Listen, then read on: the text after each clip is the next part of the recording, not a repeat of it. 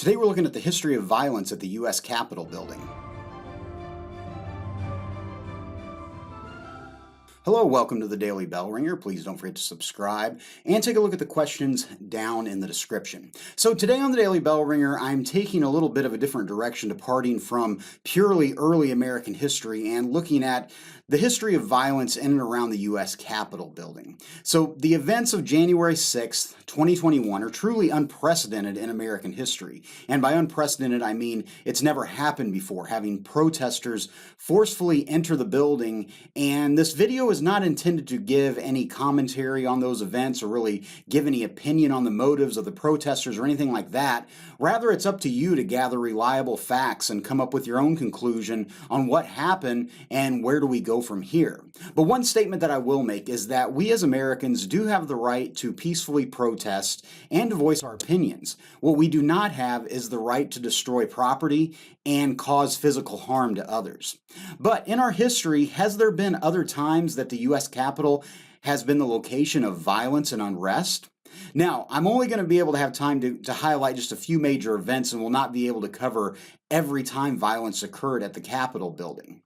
The U.S. Capitol building in Washington, D.C. houses the legislative branch of the U.S. government, with both the House of Representatives and the Senate located within the building. Construction on the building began on September 18th of 1793, and it first opened its doors 7 years later on November 17th of 1800. And throughout the years, it's gone through several remodels and major additions made to the building. The first instance of the Capitol building being under attack might be the most dramatic. On August 24th of 1814, during the War of 1812, British troops marched into Washington, D.C. and took control of several government buildings. At the Capitol building, the British soldiers held a mock session of Congress and voted unanimously to burn the building, which they did. The following day, a freak storm came through, putting out the fire and also forcing the British out of Washington, and they never set foot in Washington again. The next major scene of violence at the Capitol building occurred when the first presidential assassination was attempted on January 30th of 1835, when Richard Lawrence attempted to shoot and kill then President Andrew Jackson as he was leaving a funeral held at the Capitol. Lawrence attempted to shoot Jackson twice, but his first pistol misfired, and then he tried to fire at him again with the second pistol and missed. Lawrence was wrestled down by others in the building and was found not guilty of attempted murder by reasons of insanity. Next was the infamous caning of Senator Charles Sumner on the floor of the Senate by House of Representatives member Preston Brooks that occurred on May 22nd of 1856. Brooks was a representative from South Carolina and did not like remarks that Sumner had made earlier concerning his views on trying to stop the spread of slavery into the West.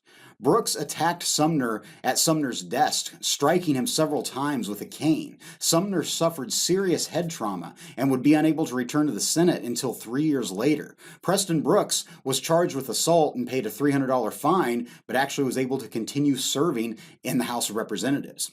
Many representatives just prior to the Civil War began carrying weapons with them into the chambers just in case, with all the turmoil going on. Now we move on to the early 1900s, as on July 4th, 1915, Erich Muenter detonated 3 sticks of dynamite just outside of the Senate chambers. Senate was not in session and no one was hurt, but he claimed that he did it because Congress had voted to give financial aid to the United Kingdom as World War I was beginning, even though the United States had claimed neutrality.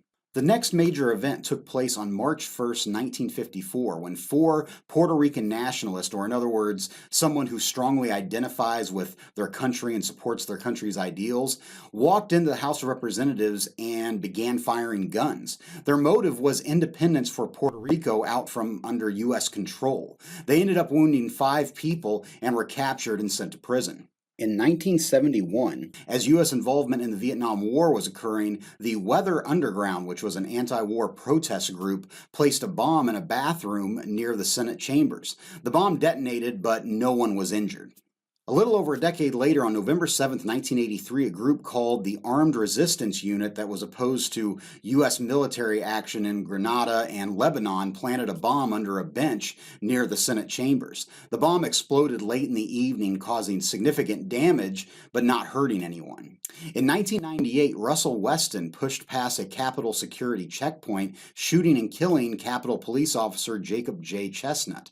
Fellow officer John Gibson then exchanged fire with Weston and was also killed in the firefight. However, the brave actions of these officers allowed others time to get to safety and allowed other officers to detain Weston.